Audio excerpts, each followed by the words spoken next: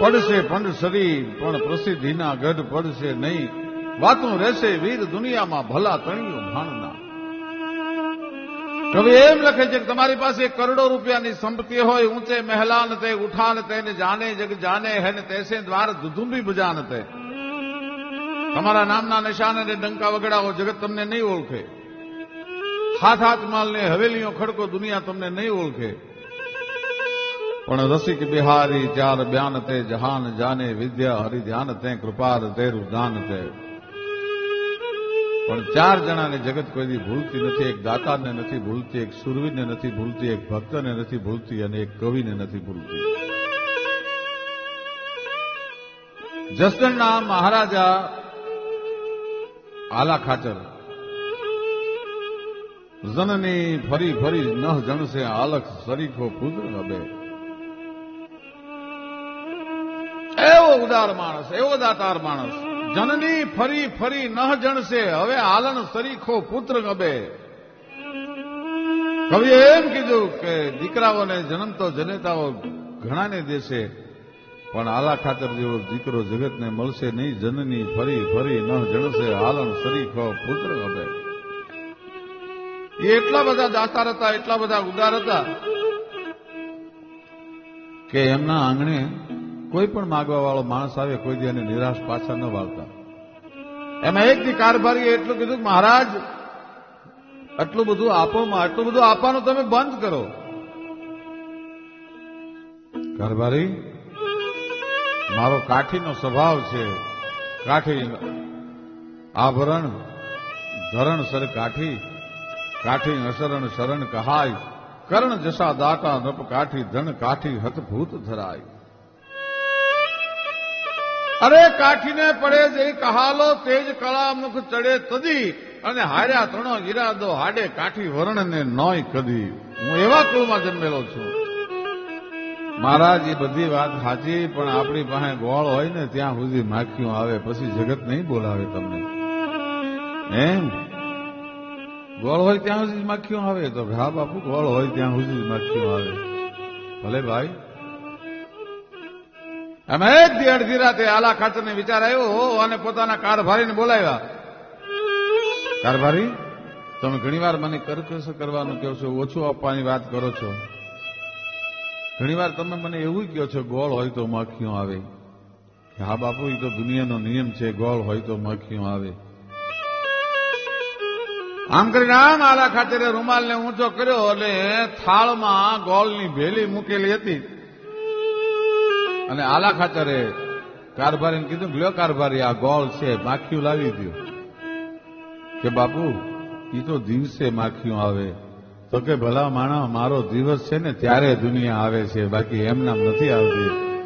આવે આશ કરકે નિરાશ ના ફિરાના, કબू ग्रास ग्रास हिमे भाग सबको गिन लीजियो, साहेबी हमारी ऐसी जगत में रहेगी सदा, ऐसा अभिमान कबू चीत में न कीजियो. बेशक संबंध है न आंख बंद हुए बाद, राम नाम रखो याद सदगुण से रीजियो. पिंगल भनंत नाही खीजियो के किसी के पर, અને દિયા જો ખુદા ને તો કશું જીનન કો દીजियो. अरे दिया है खुदा ने खूब खुशी कर ग्वाल कवि, लेना देना खाना पीना वही रह जाना है. कहते गमीर उमराव बादशाह गए कर गए, कुछ ताका लगाना ठिकाना है. माटे हिलो मिलो प्यारे जन, बंदगी की राह चलो, जिंदगी जरासी वामे दिल बहलाना है. आवे परवाना बने एक हुन बाना, याते नेकी कर जाना फिर आना है न जाना है. નાનકડો પ્રસંગ. માણસ આપે એ કેટલું અમર થતું હોય છે. બહુ સરસ પ્રસંગ છે. રાંડી રોળાનો પારકી મજૂરીઓ કરી કરીને ઉજેરીને દીકરાને મોટો કરેલો. 22 વર્ષનો દીકરો થયો. માં, તારા ધાવણને ઘૂંટડે ઘૂંટડે ભારતીય સંસ્કૃતિનું પાન કર્યું છે. માં, મને હવે સંસારમાં મન નથી, મારી જગતની સેવા કરવી છે. અરે બાપ, આપણે ગરીબ માણસ, આપણી પાસે સેવા કરવા જેવું બીજું શું હોય? આપણે જગતની શું સેવા કરી શકીએ?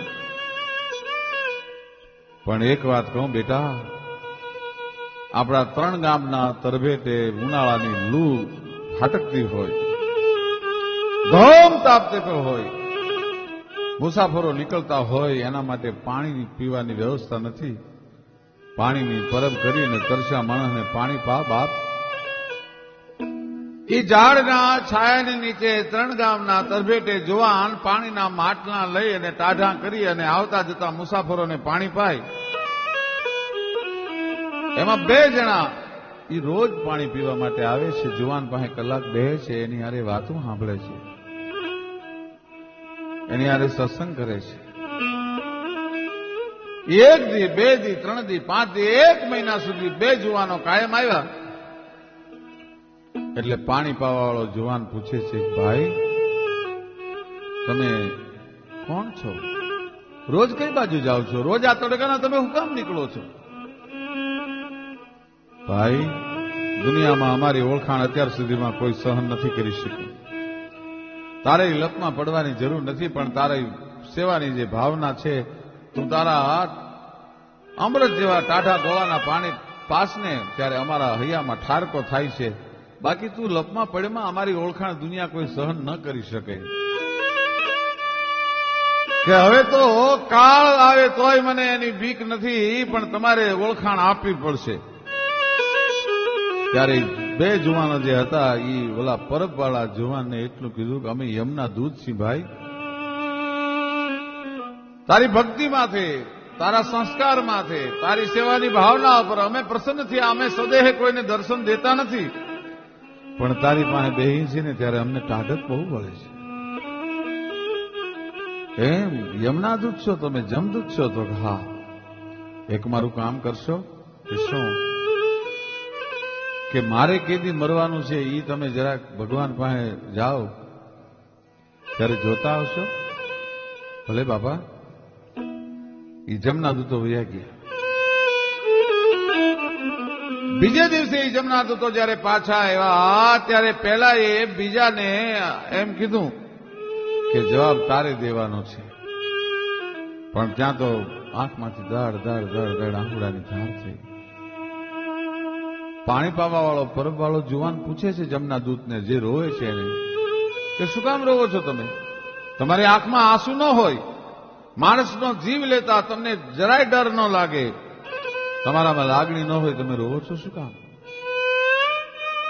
તે દિવસે એ જમનો દૂત એમ કે છે કે ભાઈ, તને મારવાની કપરી કામગારી છે ને, તારો જીવ લેવાની જવાબદારી મારા ઉપર આવી છે. તારી હારે પ્રીતની મીઠી ગોઠડીઓ કરી, ઝાડવાના છાંયે બેઠા, તારા ટાઢા પાણી પીધા બાપ, અને તારો જીવ લેવાની જવાબદારી મારા ઉપર આવી છે. પણ કે મારું મૃત્યુ કેવી છે? કે તારા લગ્ન થશે, પરિણાની પહેલી રાત હશે, તું તારી પત્નીને મળવા માટે તારી મેડીના દાદરાના પગથિયાં ચડતો હોઈશ, ત્યારે મારે સર્પ બનીને તને દંશ મારવાનો છે. જુવાને મનોમન નક્કી કર્યું કે હું લગ્ન કરું તો મરું ને, મરું એકવાર. દુનિયામાં બધાને સાચું છે, સરિતા તણા જળ ને બહુ દોડ્યા પછી દરિયો મળ્યો, અને યત્નો કર્યા જીવવા તણા, અંતે મરણ આવી મળ્યું. બધાને એક દી મરી જાવું હકીકતની વાત છે, પણ મારી જનેતા મને મરેલો નહીં જોઈ શકે. એટલે મારે મારી માં જીવતી છે ત્યાં સુધી લગ્ન નથી કરવા. પણ માના છેલ્લા શ્વાસ, દીકરાએ પૂછ્યું કે માં તારી જે છેલ્લી ઈચ્છા હોય કહી દે. કે મારા બાપ, બીજું કાંઈ નહીં, પણ મારે તારા લગ્ન જોવા છે. મારો દીકરો પરણી અને ઘોડે સવારી કરી અને અમે ઈડરિયો ગઢ જીત્યા રે, આનંદ ભયો. અમે લાખેણી લાડી લઈ આવ્યા રે, આનંદ ભયો. મારો દીકરો પરણીને આવતો હોય, લાખેણી લાડી ઘરમાં આવી હોય, એ આવી અને આ જે તારા અવાવરું ઓરડા છે એને ઉજાળતી હોય એ જોવાનો મને છેલ્લો હૈયામાં હરખ છે. મારા બાપ, તું લગ્ન નહીં કરતો મારા આત્માને શાંતિ નહીં થાય. જુવાને આંખ બંધ કરી.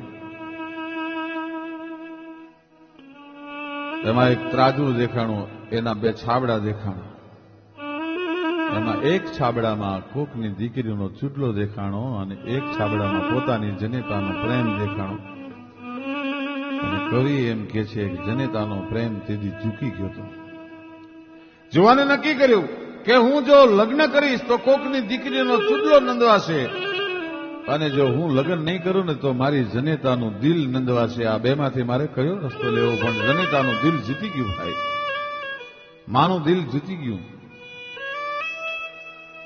બોટાદગર કવિ લખે છે ને કે આકાશમાં વાદળી ચડે થોડી વાર વરહી ટાઢક કરીને વહી જાય.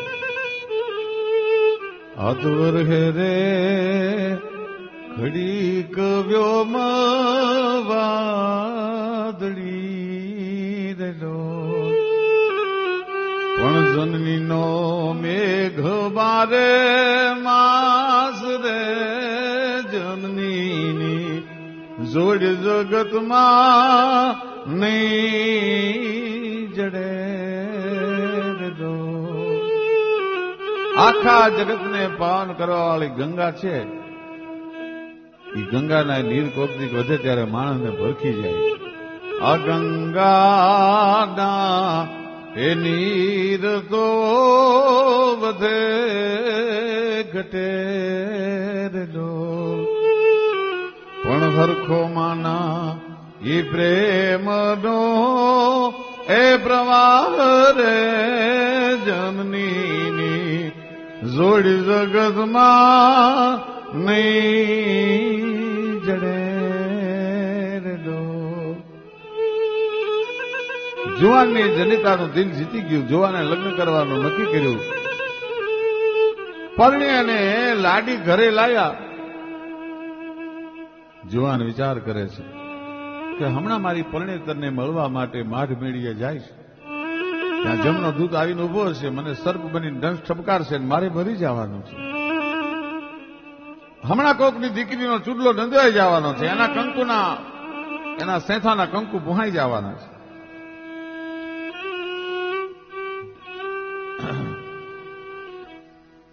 અને એમાં એ ગામની ધર્મશાળામાં એક ગરીબ કુટુંબ ઉતર્યું છે. પત્ની એક બાળકને જન્મ દીધો છે અને એના ધણીને એટલું કહે છે કે મને ભૂખ બહુ લાગી છે, તમે જાઓ ગામમાંથી મને જમવાનું લઈ આવી દો, મને ખાવાનું લઈ આવી દો, મને બહુ ભૂખ લાગી છે, મારાથી રહેવાતું નથી. અરે ગાંડી, આ અજાણ્યું ગામ, અડધી રાતનો સમય, મને ખાવાનું કોણ દે? શેરીએ શેરીએ સાજ પાડી નીકળો, કોક હશે ધર્મવાળા આપશે હો, નહીતર હવે મારાથી ભૂખ સહન નથી થતી, હું મારા નવજાત બાળકને ખાઈ જાય છે, એટલી મને ભૂખ લાગી છે, મારાથી રહેવાતું નથી. અને એ મજબૂર ગરીબ માણસ પોતાની પત્નીની પેટની ભૂખને શાંત કરવા માટે થઈ અને આજ શેરીએ શેરીએ સાજ પાડતો પાડતો નીકળ્યો છે. કે ચમड़े की भट्टी में आग लगी है कोई बुझाने वाला? એક ગરીબાએ ધર્મશાળામાં દીકરાને જન્મ દીધો છે, એના પેટ ઠારવા વાળો છે કોઈ? અને આયા જુવાન દાદરાના પગથિયા માંડ્યો ચડવા, કાટ કાટ કાટ કાટ કાટ દાદરાના પગથિયા ચડ્યો. જમનો દૂત આડો ઉભો રહી ગયો. બસ ભાઈ, મૃત્યુની તારીખ ક્ષણ આવી ગઈ છે, તારે મરી જવાનું છે. સાચી વાત છે. નવી આવેલી પરણેતર માઢ મેળી ઉપર સાંભળે છે કે મારો ધણી, હું જેને 4 ફેરા ફરીને આવી, જેના નામનો ચૂડો ધારણ કર્યો, જેના નામનું સેથામાં સિંદૂર ધારણ કર્યું, એ મેં કાલની હારે ફેરા ફેર્યા છે, હમણાં મરી જવાનો છે, શું કરવું?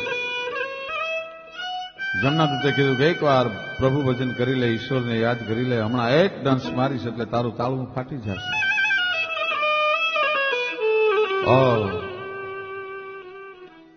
ભોજનના 2 થાળ લઈ અને માઢ મેળીની માથે બેઠી છે. એ રાહ જોવે છે, હમણાં આવશે, પણ તો આવે છે એ તો કાળ છે, હમણાં તો દાદરાની માથે મરી જવાનો છે. અને એમાં ઓલો ગરીબ માણસ નીકળ્યો કે ચમड़े की भट्टी में आग लगे है कोई बुझाने वाला? एक चमड़े की भट्टी में आग लगे है कोई बुझाने वाला? બાઈને એમ થયું કે હમણાં રાંધેલા રજલી જવાના છે, આ ભોજનના થાળ પડ્યા રહેવાના છે, મારે શું કરવું? એ ગરીબ માણસને પોતાના ભોજનના 2 થાળ છે એ ભાઈ આપી દીધા. પ્રસવ થયેલો જેને દીકરાનો જન્મ થયો છે, એ ઓલી નવી પરણેતરે આપેલા ભોજનના થાળને આરોગી પોતાના પેટની ઉપર હાથ ફેરવી અને આભમાં લાંબા હાથ કર્યા, જય ભગવાન, હે ત્રિલોકના નાથ, નાથ, હે બ્રહ્માંડના અધિપતિ, મારી જેને આંતરડી ઠારી હોય એનો ચૂડલો અખંડ રહેજો.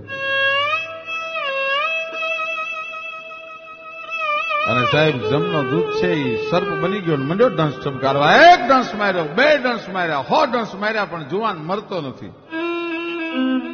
જમના દૂધને એમ થયું કદાચ ભૂલ થઈ ગઈ છે, ભગવાનની મારી ભૂલ થઈ ગઈ છે. મારો એક ડંસ મારું એટલે 1 સેકન્ડમાં માણસનું તાળવું ફાટી જાય. 100 ડંસ મારું, પણ આ જુવાન મરતો કેમ નથી? ભગવાન પાસે જઈને ફરિયાદ કરી, પ્રભુ ભૂલ થઈ ગઈ છે કે મારામાંથી ઝેર વહી ગયું છે? તો કે ભાઈ તારામાં ઝેરે નથી વહી ગયું અને એને મારવાની મારી ભૂલે નથી થઈ, પણ એની પત્નીએ એક ગરીબ માણસની પત્નીની આંતરડી ઠારી દીધી છે અને એનો આશીર્વાદ નીકળી ગયો છે. હે પ્રભુ, મારી જેને આંતરડી અડધી રાતે ઠારી હોય એનો ચૂડલો અખંડ રહેજો. હવે મારા બાપની ત્રેવડ નથી કે એનો ચૂડલો ખંડિત થઈ શકે. આ દેવાની મજા છે. અને એના માટે કવિ કાગ લખે,